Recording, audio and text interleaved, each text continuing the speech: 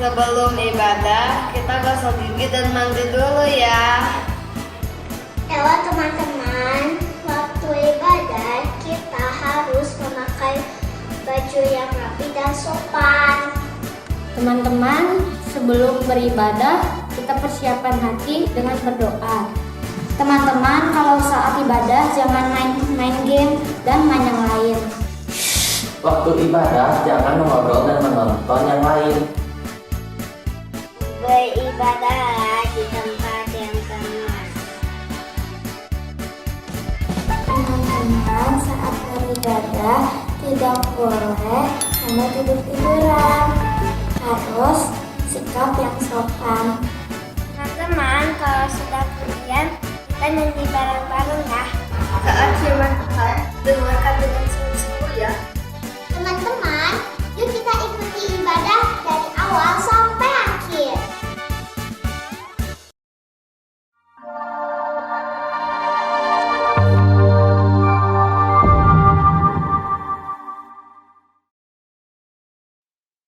Selamat pagi adik-adik. Ketemu lagi bersama Lause di kebaktian sekolah minggu pada hari ini.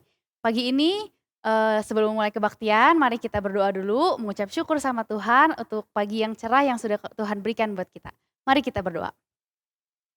Selamat pagi Tuhan Yesus, terima kasih atas pimpinanmu, atas berkat-Mu yang sudah Engkau berikan buat kami. Sehingga pagi ini kami bisa dibangunkan dengan tubuh yang sehat, bisa mengikuti kebaktian online kami, dan berkati kami agar kami bisa mendengarkan firman-Mu dengan sungguh-sungguh. Kami siap mendengarkan firman-Mu ya Tuhan. Dalam nama Tuhan Yesus kami sudah berdoa ucap syukur. Haleluya, amin. Nah adik-adik, pagi tadi kita sudah bangun dengan tubuh yang sehat. Kita sudah diberikan kesehatan. Kita sudah diberikan berkat sama Tuhan. Pagi ini kita juga mau menyapa Tuhan dengan salah satu upaya kita untuk mengucap syukur sama Tuhan. Mari kita menyanyikan lagu Selamat Pagi Tuhan.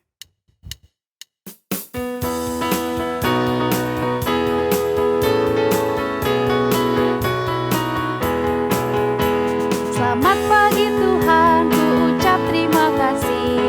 Tuhan telah pelihara kami tiap hari. Matahari bersinar, burung-burung bernyanyi, bertambah-tambah cintanya.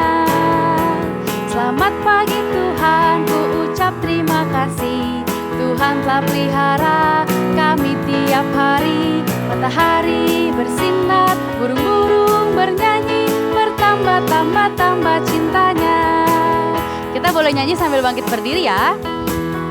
Kita ulang lagi sekali lagi.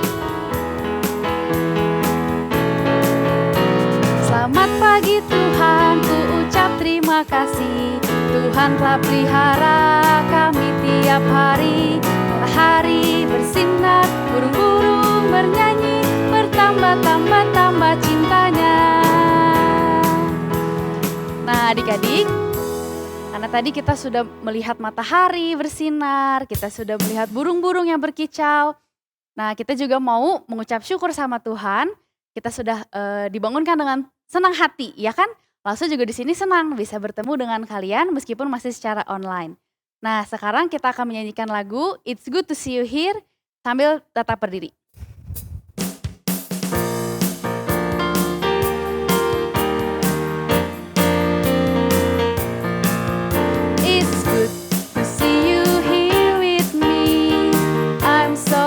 That you came. It's good to see you here with me. I'm so glad that you came. The Lord loves you, so do I.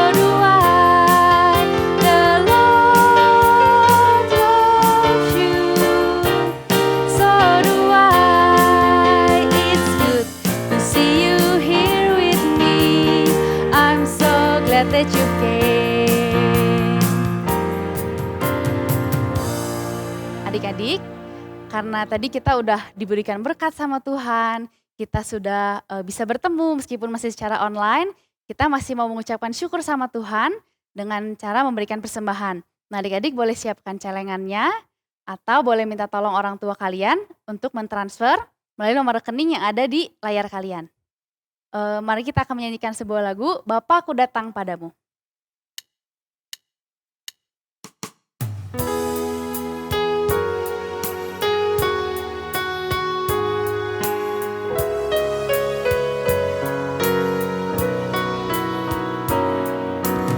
Bapa-Ku datang padamu, naikkan ucapan syukur atas kasih anugerah-Mu yang indah setiap hari. Pagi hari, siang hari, sore dan malam hari, tak hentinya mengucap syukur atas kebaikan-Mu.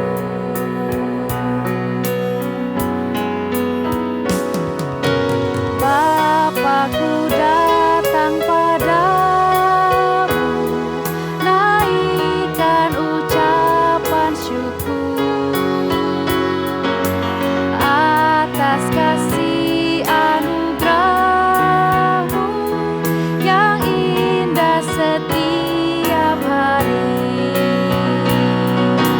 Pagi hari, siang hari, sore dan malam hari,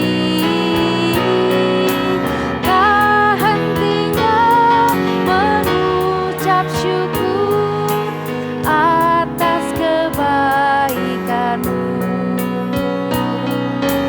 Tak hentinya mengucap syukur atas kebaikan-Mu. Atas kebaikan-Mu. Atas kebaikan-Mu. Nah, adik-adik, tadi kita sudah memberikan persembahan kita yang terbaik buat Tuhan Yesus. Sekarang kita mau berdoa supaya persembahan ini bisa memuliakan terus nama Tuhan. Mari kita berdoa. Tuhan Yesus yang baik, terima kasih atas berkat-Mu. Sekarang ini kami sudah memberikan persembahan kami, biarlah persembahan kami ini boleh berguna bagi kerajaan-Mu di tempat ini ya Tuhan. Kami berdoa juga untuk orang tua kami, pimpin dan berkati pekerjaan mereka, sehingga bisa memberikan kami berkat-berkat juga daripada Tuhan. Terima kasih ya Tuhan, kami sudah berdoa. Haleluya, amin. Halo adik-adik, wah hari ini kita bertemu kembali di ibadah sekolah minggu kita ya. Adik-adik, kalian pasti pernah pergi berwisata ke luar negeri ya, atau mengunjungi kota-kota di Indonesia, negeri kita yang kaya akan budaya. Nah, biasanya di tempat-tempat itu kita menemukan barang-barang kesenian yang khas. Misalnya, kalau kalian pergi ke Pulau Bali sana, kira-kira apa yang bisa kalian beli untuk oleh-oleh? Ya betul, salah satunya selendang khas Bali. Atau mungkin aksesoris kalung, gelang dari perak, dan kerajinan tangan lainnya. Nah, kira-kira kalau turis asing datang ke kota Bandung, kota yang kita cintai ini, apa yang dibelinya ya? Mungkin salah satunya mereka beli angklung ya, alat musik yang unik. Nah, wah banyak sekali macamnya ya. Hari ini kita akan mendengar kisah di Alkitab tentang salah satu kota yang ada hubungannya nih dengan kerajinan tangan. Tapi sebelumnya kita mau berdoa dulu ya untuk mendengarkan firman Tuhan. Mari kita berdoa. Tuhan Yesus, terima kasih untuk kesempatan hari ini kami boleh belajar firman Tuhan. Tolong setiap kami Tuhan untuk boleh dengan hati yang penuh sukacita, kerinduan untuk belajar firman Tuhan. Pimpin setiap kami dari awal hingga akhir pemberitaan firman Tuhan, kiranya hanya kuasa Tuhan yang melingkupi kami. Di dalam nama Tuhan Yesus kami berdoa. Amin. Kita mau mendengar kisah di salah satu kota di Alkitab, yaitu kota Efesus. Nah, kota Efesus adalah kota yang besar, pusat perdagangan. Tentu banyak dikunjungi orang-orang dari berbagai tempat. Adik-adik, perjalanan Paulus memberitakan firman Tuhan selalu saja ada tantangannya. Tapi luar biasanya Paulus pantang menyerah atau undur dalam memberitakan firman Tuhan. Dengan pertolongan Tuhan, Paulus berani dan bersemangat menghadapinya. Nah, hari ini tantangan apa ya yang dihadapi Paulus? Ayo kita simak kisahnya. Setelah kejadian-kejadian itu, maksudnya tantangan-tantangan itu, Paulus memutuskan untuk pergi ke Makedonia dan Akaya. Lalu terus ke Yerusalem. Kata Paulus, sesudah ke sana saya harus pergi ke Roma. Wah, jauh ya. Maka ia mengutus 2 orang dari pembantunya, yaitu Timotius dan Erastus, pergi ke Makedonia. Sementara ia tinggal beberapa waktu lamanya di provinsi Asia. Adik-adik, kira-kira pada waktu itulah terjadi keributan besar di Efesus. Karena apa? Paulus memberitakan ajaran mengenai Yesus. Sebab di kota itu ada seorang tukang perak bernama Demetrius. Ulangi ya, tulisnya Demetrius. Yang membuat kuil-kuilan untuk Dewi Artemis. Adik, Dewi Artemis itu adalah salah satu dewi atau dewa yang disembah. Karena mereka percaya Dewi Artemis itu adalah dewi penghalau. Jadi bisa menyembuhkan, tetapi juga bisa membawa penyakit pada perempuan.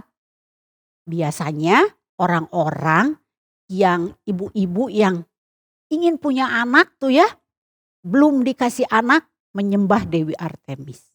Nah, di kota itu dibuatlah sebuah bangunan besar sekali, yaitu kuil Dewi Artemis.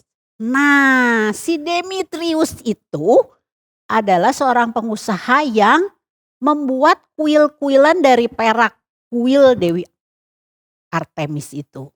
Usaha orang itu, maksudnya usaha Demetrius itu mendatangkan penghasilan yang sangat besar kepada pekerja-pekerjanya dan tentu kepada dia. Oleh sebab itu, Demetrius mengumpulkan pekerja-pekerjanya bersama tukang-tukang peraknya itu, lalu berkata, saudara-saudara, saudara tahu bahwa kita mendapat penghasilan dari pekerjaan ini. Sekarang saudara-saudara sudah lihat dan dengar sendiri apa yang dibuat oleh si Paulus itu. Wah, Paulus berkata bahwa dewa-dewa yang dibuat oleh manusia sama sekali bukan dewa. Dan ia sudah membuat banyak orang percaya akan ajarannya. Bukan hanya di Efesus, tapi hampir di seluruh daerah. Ya, di daerah Asia saat itu. Bahayanya, kata Demetrius ya, perusahaan kita ini akan mendapat nama buruk. Dan bukan hanya itu. Rumah Dewi Artemis, maksudnya kuil-kuilan, akan dianggap remeh katanya ya. Serta kebesarannya Dewi Artemis akan diinjak-injak. Padahal dia adalah dewi yang dipuja oleh semua orang di Asia dan seluruh dunia. Wah, adik-adik, begitu mendengar hal itu, orang-orang itu menjadi panas hatinya. Lalu mereka berteriak-teriak, "Hidup Artemis, dewi orang Efesus," katanya ya. Maka kerusuhan itu meluas ke seluruh kota. Ya, wah semua ribut. Karena apa? Karena perkataan orang tadi ya. Kemudian gerombolan perusuh-perusuh itu menangkap Gaius dan Aristarkus. Nah, mereka itu adalah orang-orang Makedonia yang mendampingi menemani Paulus dalam perjalanannya. Lalu menyeret mereka ke stadion kota, mau diadili. Nah, adik-adik, Paulus mau masuk mengikuti mereka. Paulus ingin apa? Ingin menjelaskan ya. Tetapi orang-orang percaya, murid-muridnya, orang-orang percaya kepada Yesus di sana melarang dia. Juga beberapa pembesar provinsi Asia itu pun yang bersahabat dengan Paulus menyuruh orang-orang memberitahukan kepada Paulus supaya ia jangan memperlihatkan diri di stadion itu. Sementara itu orang-orang yang berkumpul di stadion itu adalah menjadi kacau balau. Wah, membuat kerusuhan. Ada yang berteriak begini, ada yang berteriak begitu. Semua kebanyakan dari mereka sebetulnya tidak tahu apa sebab mereka berkumpul di situ. Sebagian dari orang-orang itu mengira ada seorang Alexander namanya biang keladinya. Nah, ketahuan kan mereka nggak tahu apa penyebabnya. Sebab Alexander itu adalah orang Yahudi, lalu dia didorong ke depan oleh orang-orang di sana. Maka Alexander memberi isyarat dengan tangannya untuk minta diberi kesempatan membela diri di depan orang-orang itu. Tetapi begitu mereka melihat bahwa Alexander orang Yahudi, serempak mereka berteriak keras-keras selama 2 jam. Wah, adik-adik, kalau 2 jam kita berteriak-teriak gimana ya? Tenggorokan kita kering. Tapi mereka dengan semangat, "Hidup Artemis, dewi orang Efesus," katanya. Wah, ribut huru-hara di sana. Akhirnya datang seorang panitera kota. Panitera itu adalah seorang petugas di pengadilan, jadi wakilnya hakim gitu ya. Berhasil menenteramkan orang banyak itu. Kenapa ya? Nah, panitera itu bilang ini, "Hei penduduk Efesus, setiap orang tahu bahwa Efesuslah kota yang memelihara rumah Dewi Artemis dan batu suci yang jatuh dari langit." Wah, luar biasa ya. Tidak seorang pun dapat membantah hal itu katanya. Karena itu tenanglah dan jangan melakukan sesuatu dengan gegabah. Wah, orang-orang itu mulai diam mendengarkan. Ini orang-orang ini yang kalian bawa ke sini nih, ke stadion itu adik-adik. Mereka bukanlah orang yang merampok rumah dewa atau mereka yang suka menghina dewi kita. Kalau Demetrius bilang ya, panitera itu tahu nih gara-garanya kan Demetrius. Kalau Demetrius dengan pekerja-pekerjanya itu mempunyai suatu pengaduan terhadap seseorang, maksudnya Paulus, biarlah mereka membawa perkaranya itu ke pengadilan. Pengadilan terbuka untuk itu. Dan pejabat-pejabat pemerintah pun selalu ada. Tetapi kalau masih ada lagi sesuatu yang lain yang kalian inginkan, itu harus diselesaikan dalam rapat umum yang sah. Wah, adik-adik, luar biasanya panitera itu. Sesudah mengatakan semuanya itu, panitera kota itu menyuruh orang-orang banyak itu pulang. Adik-adik, sebenarnya orang-orang yang tadi ikut berteriak-teriak itu tahu tidak sih alasan mereka ikut bikin huru-hara? Ya betul, tidak tahu mereka. Nah adik-adik, hari ini kita belajar jangan mudah dihasut. Karena penghasut adalah pekerjaan si jahat. Sebagai anak Tuhan, kita harus belajar mencerna, berpikir segala perkataan yang kita dengar apakah sesuai dengan firman Tuhan atau tidak. Kita minta Roh Kudus menolong kita menjadi anak yang berhikmat, bijaksana dalam bertutur kata dan bersikap. Sikap menghasut seperti Demetrius itu harus kita tolak karena itu adalah perbuatan si jahat. Jika adik-adik bertemu dengan teman-teman yang suka gosip atau bahkan membuli sesama teman, jangan ikut-ikutan. Atau sekarang sering di sosial media ada berita yang memancing emosi kita. Hati-hati ya, jangan terbawa arus untuk berkomentar tanpa tahu kebenaran berita itu. Hati-hati ya adik-adik ya. Nah, kita anak-anak Tuhan adalah anak-anak terang yang harus mendatangkan kebaikan dan kedamaian. Jadi untuk mengingat cerita ini ya, kita mau review nih dengan pertanyaan. Coba lo tanya, siapa nama orang yang mempunyai usaha kerajinan perak? Ya betul, Demetrius. Apa sih bentuk kerajinan perak yang dibuatnya? Ya, kuil-kuilan Dewi Artemis. Mengapa ia menghasut pekerja-pekerjanya? Sebenarnya karena dia takut usahanya merugi, ya nggak laku lagi. Lalu keempat, apa yang dikatakannya? Maksudnya hasutan apa yang dia katakan? Betul, dia katakan bahwa Paulus pembawa berita menghina Dewi Artemis. Apakah mereka percaya dengan berita itu? Iya, percaya.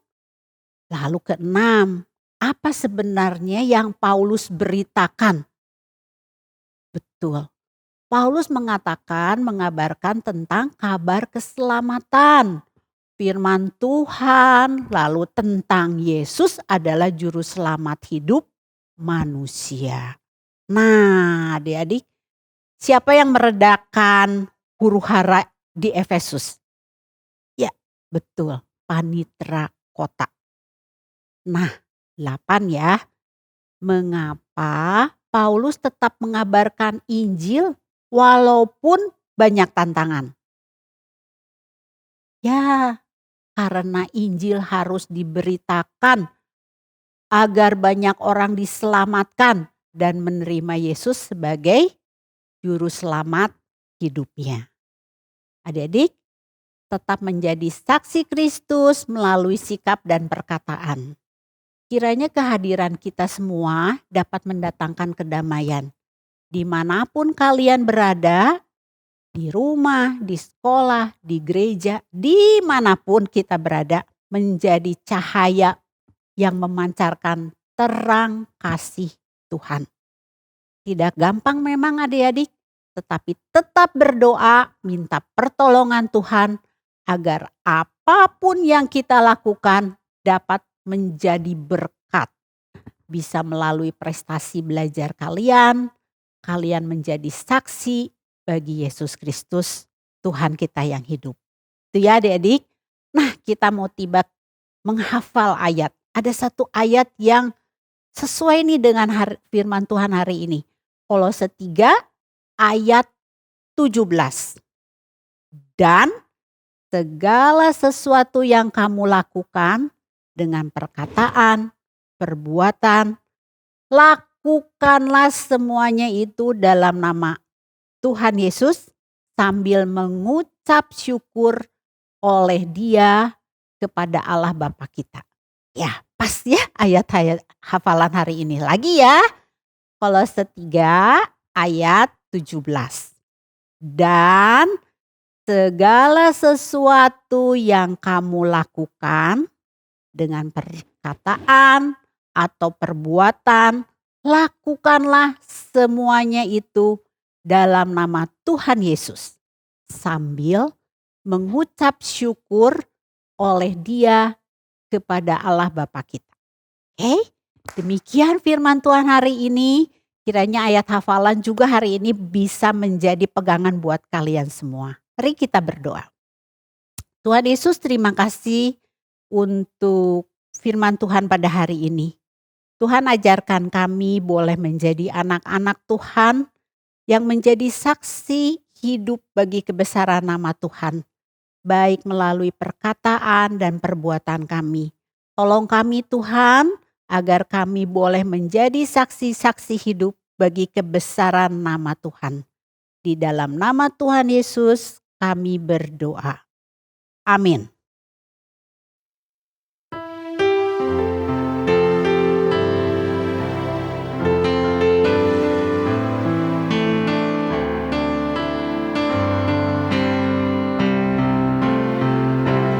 Bless the Lord, oh my soul, oh my soul. Worship His holy name. Sing like never before, oh my soul. I worship Your holy name. Bless the Lord, oh my soul, oh my soul. Worship His holy name. Sing like never before, oh my soul. I worship Your holy name.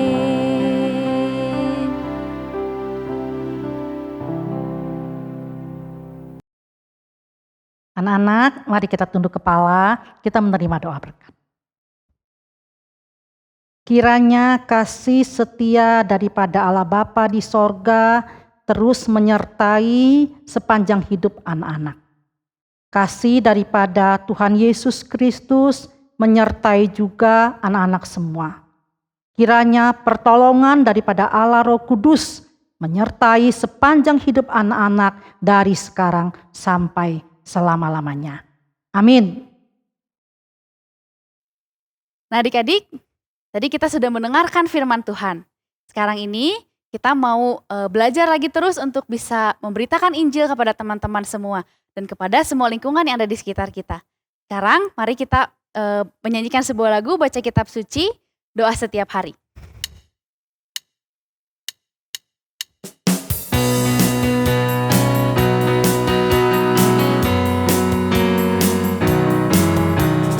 Baca kitab suci, doa tiap hari, doa tiap hari, doa tiap hari. Baca kitab suci, doa tiap hari kalau mau tumbuh, kalau mau tumbuh, kalau mau tumbuh. Glory haleluya. Baca kitab suci, doa tiap hari kalau mau tumbuh.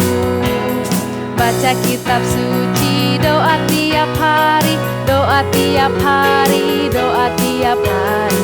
Baca kitab suci, doa tiap hari kalau mau tumbuh, kalau mau tumbuh, kalau mau tumbuh. Glory haleluya. Baca kitab suci, doa tiap hari kalau mau tumbuh. Adik-adik, kita sudah selesai kebaktian pada hari ini. Sampai ketemu lagi minggu depan. Dadah.